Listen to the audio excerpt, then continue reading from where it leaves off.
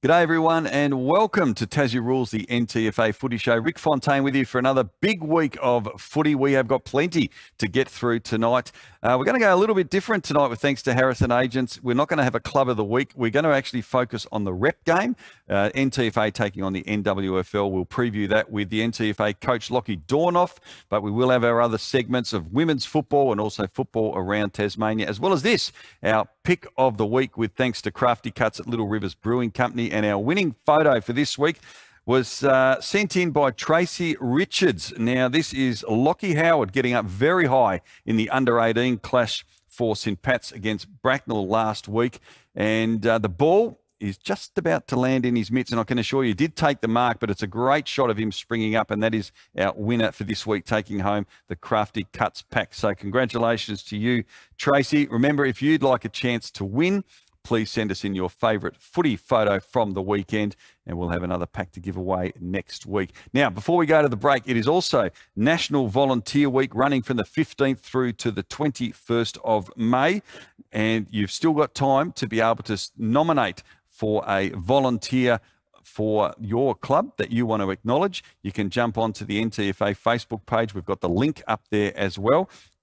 Now, this photo here, this was actually sent in by Tamika Gillies, who is the co-captain of the East Coast Swans, but maybe someone who might be nominated for a volunteer award as well, because the definition of how much so many of our volunteers actually contribute to football, Tamika fits that. She coaches the St Mary's Auskick under-10 mixed team. She's also a trainer for the under-16 East Coast Swans boys and trains Auskickers Wednesday afternoon after school at St Mary's. So she's doing a lot. So thank you to Tamika for sending in that photo as well, and part of that East Coast Swans women's team that entered the competition for the first time in season 2023. And there you can see the details. National Volunteer Week. Jump onto the page and follow the links, and you can nominate your volunteer for the Volunteer of the Year award. Remembering, we actually took out the top national award last year as well. So make sure you jump on that. All right, we're going to have a quick break. When we come back with thanks to Harrison Agents, we're going to focus on the rep game coming up this Saturday. Durable, reliable, heavy duty. Get the power you need from the people who know machinery. For sales, parts, servicing and expert advice, call DLM Machinery today or visit dlmmachinery.com.au.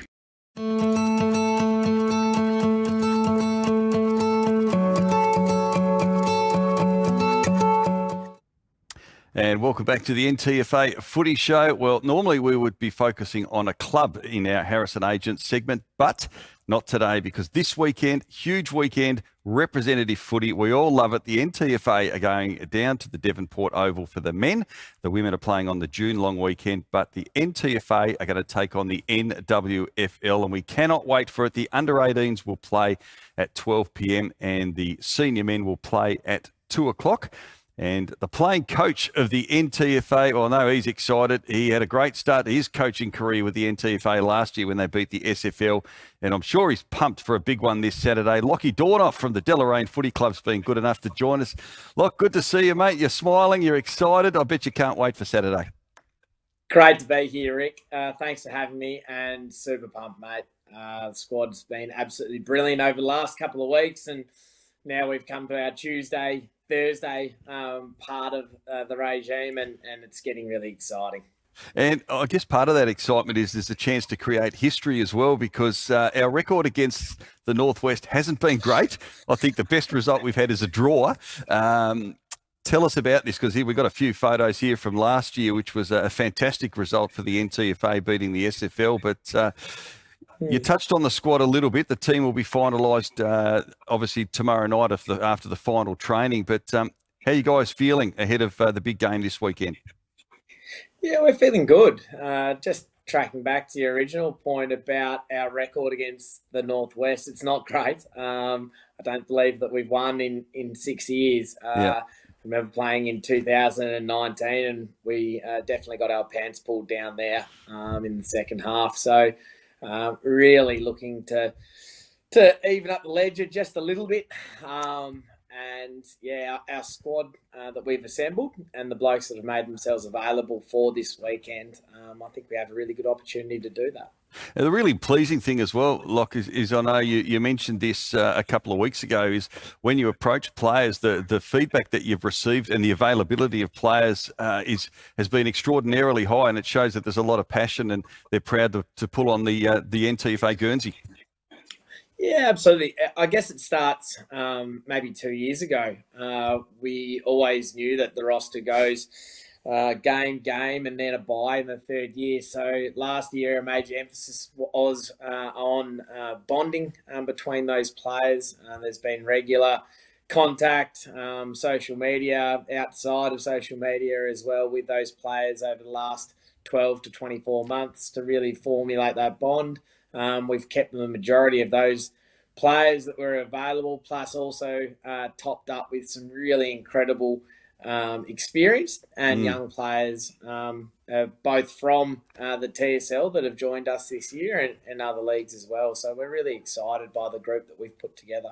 And I think we're seeing as well the NTFA in the Premier Division, in particular, the improvement and the strengthening of the competition in terms of the quality of the players that have come into it. We look over the last couple of years at players like Jordan Cousins, of course, from Rocherlea, or playing at Rocherlea, and what he's brought in, but a number of TSL players have transitioned over the last 12 months, I guess, as well, into the NTFA with clubs such as Hillwood and Bracknell. Obviously, with the announcement of where football is heading to over the next period, it's a great opportunity for the NTFA, isn't it? Oh, it certainly is. We're the largest league in the state by persons, both male and female. So it's exciting to build upon that. I gather from Tasmania being a decentralised state, Launceston and surrounds finds itself by virtue of highway to be somewhere in the middle. So we really look to capitalise on that over the next couple of years. Obviously, with the demise of the TSL, we'll see some more players drop back to the NTFA and obviously make that a stronger competition and really bridge that gap.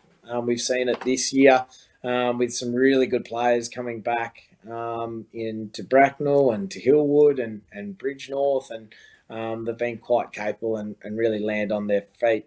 We've also got a few of them playing in our NTFA rep team, which is a really big tick for us, that they've obviously come down from a Tasmanian state league and they still want to put their hands up to represent the new league that they've formed in Boyd and Tut Hill and a few other boys as well.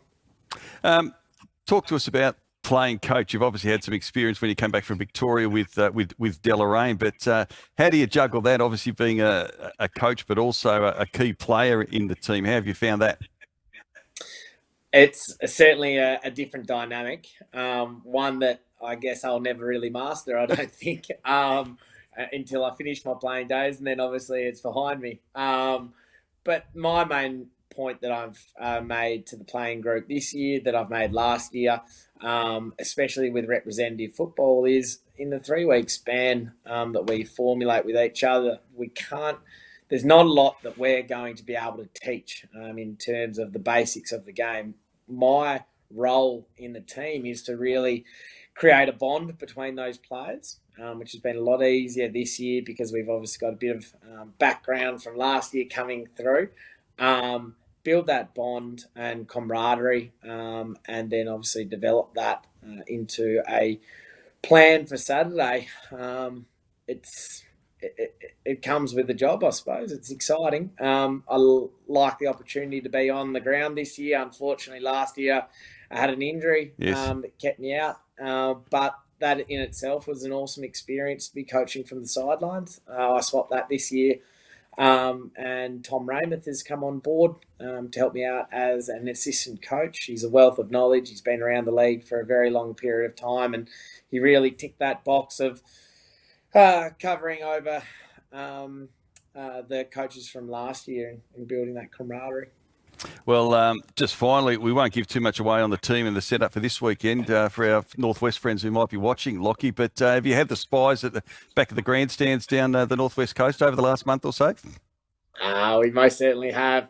The best Well thing done. about our league is that we've grown some players that have made their way down Yes. to the northwest coast, yet still keep some ties with myself and the NTFA. So we've got a little bit of inside knowledge, Beautiful. enough for us to formulate a little bit of a game plan. But as I've said to the boys on Tuesday night and the preceding 2 Wednesdays before that, we're going to go out there with a flavour of football that hopefully is reminiscent of a Collingwood game plan. We're going to take the game on, run and carry, and it might look a little bit chaotic at times, but if we play our cards right, hopefully we'll come out on top. Well, it's a beautiful surface. It served you well at UTAS last year and no doubt at Devonport. Good weather forecast as well. And if you ever needed a bit of extra motivation, I guess the fact that there were no NTFA players selected in the Tasmanian squad, whereas there's a few from the NWFL, might just add a little bit of spice to the contest as well, I'm sure. It certainly will. I'm hoping that this game will form a platform for a few of the boys to hopefully make it into that squad over the next week or so. Brilliant. We'd love to be represented. We wish you well, Lockie. Thanks for joining us. Good luck on Saturday. And I know there'll be plenty of people heading down there, but it's also going to be live streamed as well for those who can't. Go well. Thank you very much. See you, Rick. Bye. That's Lockie Dornoff, playing coach of the NTFA Ripside. As we said, if you want to get details on the live stream, head to the NTFA Facebook page. All right, time for a quick break. Back shortly. Durable, reliable, heavy duty. Get the power you need from the people who know machinery. For sales, parts, servicing and expert advice, call DLM Machinery today or visit dlmmachinery.com.au.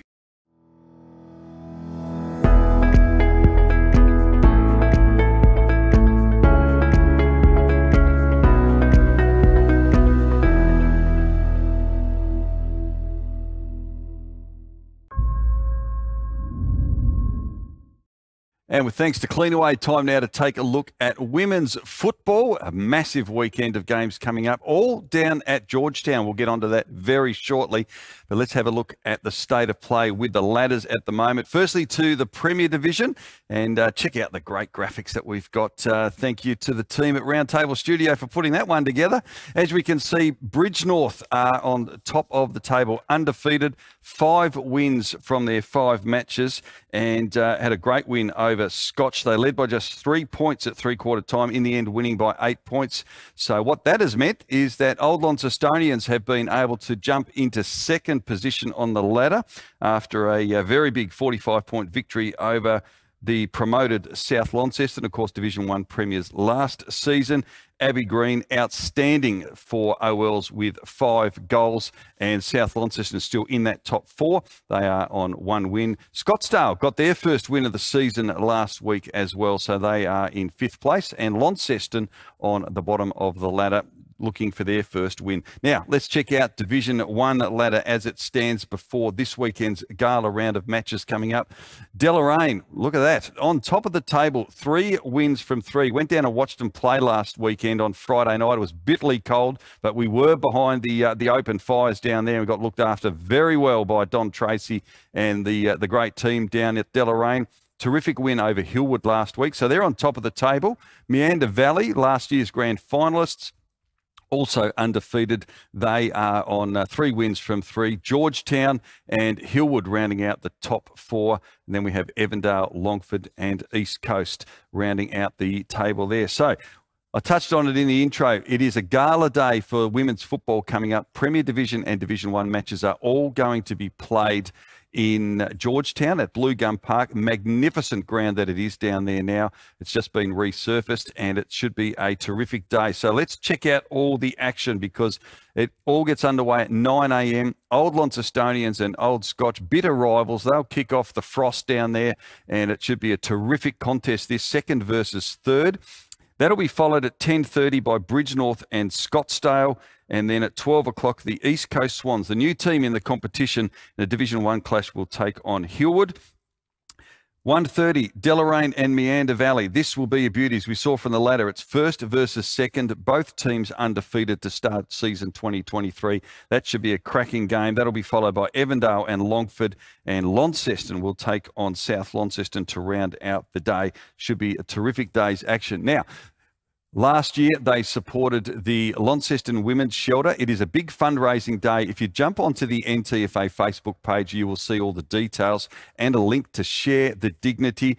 That is where all the money and the funds raised will be going to. A massive thanks to Georgetown. They actually have the bye this week in the women's footy, but they will be donating the entire gate to the Share the Dignity charity. So please jump on. You can find out a little bit more about it. It is a great charity where they supply personal items for women and young girls who need them. They might be experiencing homelessness, escaping family violence, and it is a great cause. So please get on board and check out all of that as well. It's going to be a great day down at Georgetown. Now, just before we go to the break, let's have a look at the state of play in the MVP with thanks to Bogues for season 2023. And we can check out the tables here. Emily McKinnell from Bridgenorth picked up the 6 votes, and she has absolutely rocketed away. 11 votes clear of Cuthbertson now in second. So she's blown the MVP out of the water on 22 votes from Cuthbertson, and Robinson from Bridgenorth on 11 votes as well. So she is doing very, very well, is Emily, kicking a bag of goals as well and having a great season in the Bogues MVP for the Premier Division. We look now at the Division 1 leaderboard as well. And Jodie Clifford, of course, the coach of the Tasmania Devils girls team, she is 9 clear. She had a great game again against Longford, picking up a maximum 6 votes. So she is leading the way by 9 from Rowley, Grimer and Whitehead, all on 6 votes. So well done to Georgetown's Jodie Clifford. So that is it, with thanks to Cleanaway for women's footy for this week. Take a quick break. Football around Tasmania coming up next. Durable, reliable, heavy duty. Get the power you need from the people who know machinery. For sales, parts, servicing and expert advice, call DLM Machinery today or visit dlmmachinery.com.au.